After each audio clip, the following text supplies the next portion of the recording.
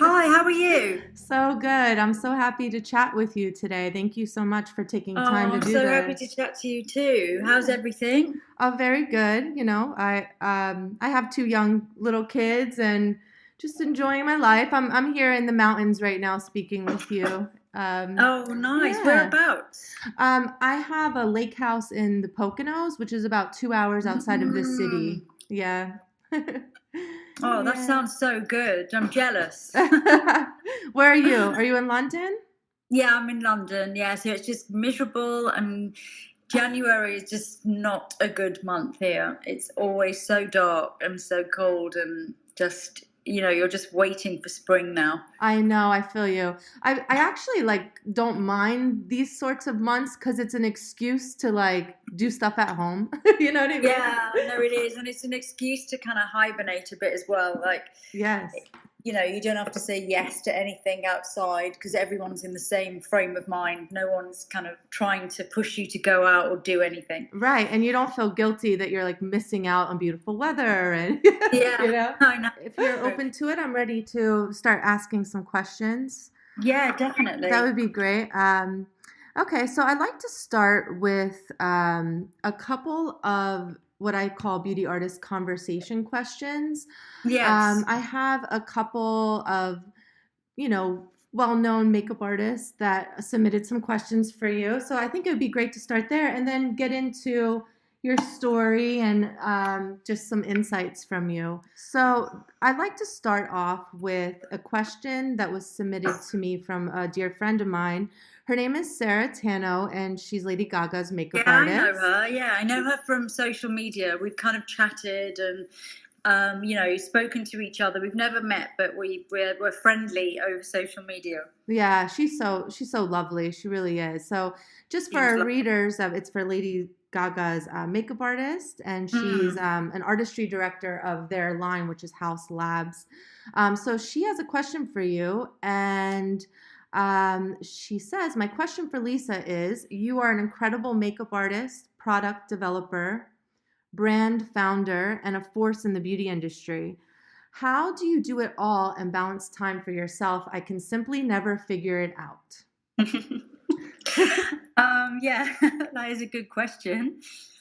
Um, I feel throughout my entire career that I kind of I I accept that I can't do everything all at the same time. So something's always got to give, although it might not seem that on the surface or for people looking in.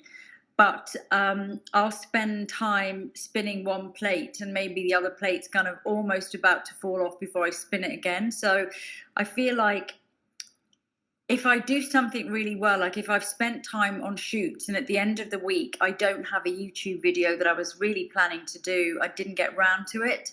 I just say to myself, but you had some great shoots and you can do the other video next week or the week after, and it's not the end of the world. And I think I just talk to myself like that all the time, and I have done throughout my entire career.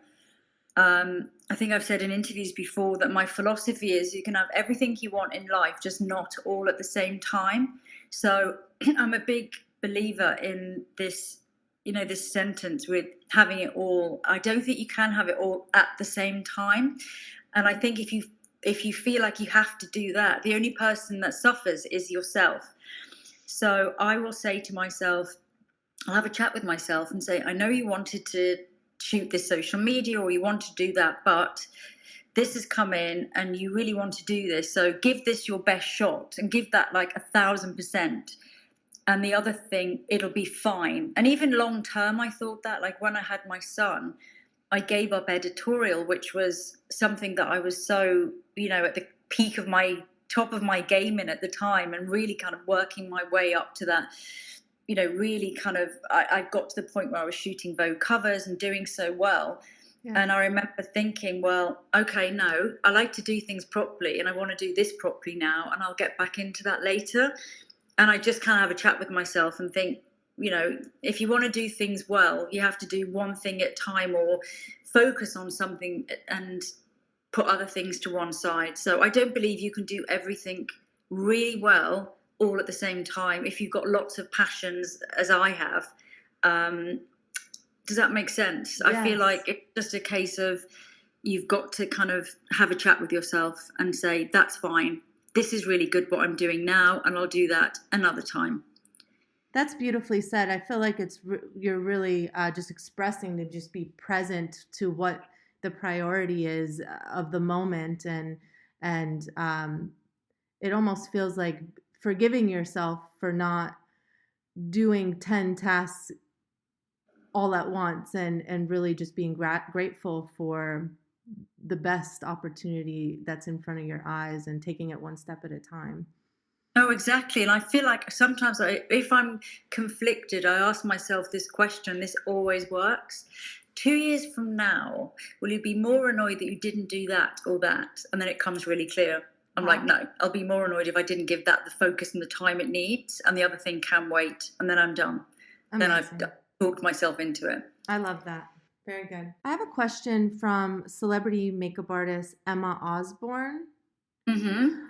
She said, I really loved your book, Face Paint. Your knowledge and thirst for the history of makeup has really inspired so many artists. If you could live in any era, which would it be and why? I think I would probably choose to live in the post World War One era for makeup because it is the big sea change. Having said that, I think the last 10 years has now surpassed that, which I never thought I would say. 10 years ago, I used to say, this is a big sea change now, with YouTube, but it doesn't compare to the sea change in cosmetics industry post World War One. But so I'm living through this time now, so that's great.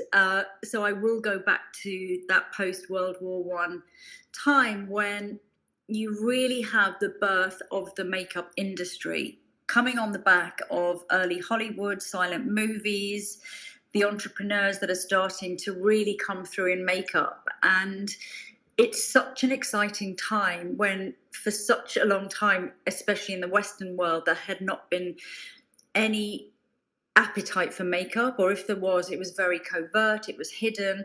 And for the first time, you have this sense that not only is it democratized in terms of anyone can buy it because it's cheap, but also this sense of women deciding for the first time that they see the movies and they're like, I want to be that character. I want to express this. I don't want to be like my mother or my grandmother.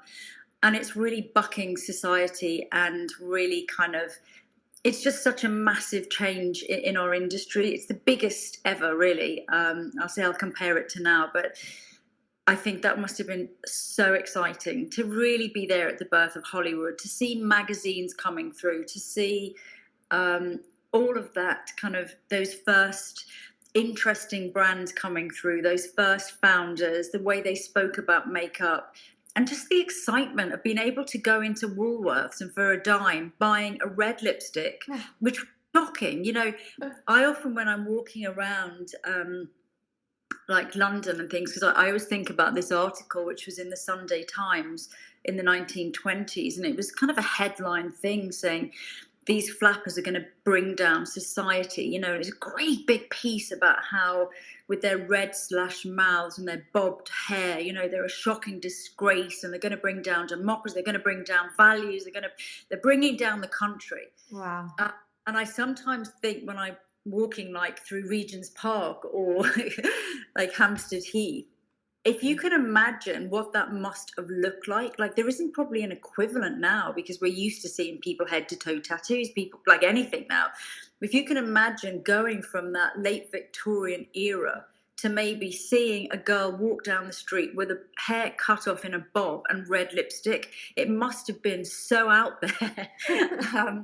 And I just think it must have been so fascinating to live in that time and to see that. Plus, I love all the products from that time as well. So, yeah, I'm going to live then. Amazing. I love that. So inspiring.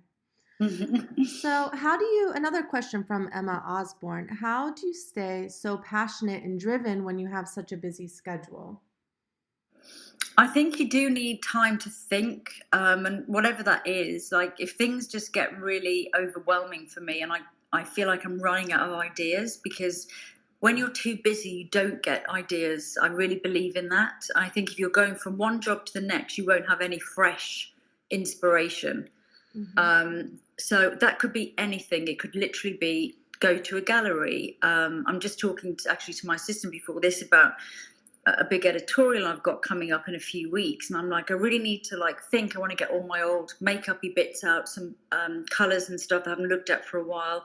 And I said, and I think I might go shopping as well. I mean, to a haberdashery shop, or you know what I mean. I feel like unless I can step back and go and have a little dream, I'm not going to be able to bring anything fresh because we've been so busy with other things that you just can't really bring new ideas. And new ideas need to come from inside yourself, not necessarily from looking at other makeup shoots. Or I just don't believe I can get inspiration from that. I can get inspiration like I'm sitting in my sort of the back of my office now.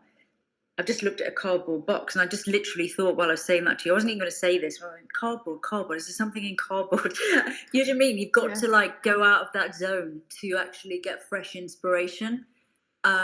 So I would say that I would just say take a day off, take time off, go on a trip, go to a gallery, do something different, meet a friend, do something random as hell, go to a car museum, go to something just nothing to do with anything to do with makeup, and honestly, you'll find you'll get ideas. Wow, I love that. You're awesome at interview Thank questions. you. Okay. Your makeup collection. This is another Emma Osborne question. This is her last one. Your makeup collection is fabulous. Pigments to die for and textures which work for both professional and commercial clients. What Mm. is the inspiration for your next makeup collection in 2023? I have quite a few different products launching, so across different spheres. I've got something which is inspired by my vintage collection. I've got something really kind of modern where it's my own formula. So it's cosmetic science, it's very futuristic. It's something that I worked on for years, really through looking at raw ingredients and more science side of it. So I can really get inspired by the history, but I can get really inspired by the science. Like whenever I go to those trade shows, I haven't been for quite a few years, but back in the day when I used to go to all the Cosmoprofs and all those trade shows, I always used to like to go to the machinery and the raw ingredients bit that no one goes to. I mean, apart from manufacturers, because honestly, you can go around looking at all the products that they're looking to white label and you can, tweak it and then you can launch it yourself. But I'm like, go to the raw ingredients and you'll just get interesting stories that can inspire you. And you can think, that's how I got actually one of the ingredients for my foundation, which was something called Film Excel. And I'd actually seen it in Cosmoprof in Hong Kong in like 2016. And I was like, this is such an interesting, it was biopolymer. And I love the sustainability story. I love the fact that it was a polymer, but it wasn't microplastic. I loved everything about it. And that got me inspired to kind of create a product. So I do like to look forwards and backwards. I like to look back a bit and way back, and forwards a bit and way forward. So I'm a bit kind of all over the place when it comes to inspiration. Wow, so lovely. It's so fun talking to you because, I've we have a lot in common as beauty artists, and I have small kids, and it's the Yeah. same story of like taking priorities over with the children, and it's so fun talking to you now. Also, I am in the middle of researching ingredients to launch a product line of for myself, like a beautiful hair and skincare line. So it's like it's so fascinating to pick your brain and just see someone that's so accomplished and a woman that's made it happen. Well, thank you. It's That's so exciting about your yeah, products. yeah, and you're That's looking at another baby. ingredients. You're giving birth. You're pregnant again, basically. Exactly. Yeah. I mean, and as you may have experienced, and we'll get into this a little bit more later, but I personally, with the product line, it's been years in the making of just figuring it all out and being, Mm. understanding how it works and how to do it smart. And, it's just, it's quite the process, and it's really fun, you know? It's Yeah, a blast, really. there's so much to it. I mean, it's people who think it's easy. No, you're like, God, Okay. it's really not. No, it's not at all. Everything that could go wrong does go wrong. That's usually my advice. If anyone says, "What can you tell us about starting a makeup brand?" I'm like, everything that could go wrong will go wrong, and then some other things that you hadn't even thought of. That's basically it. Wow.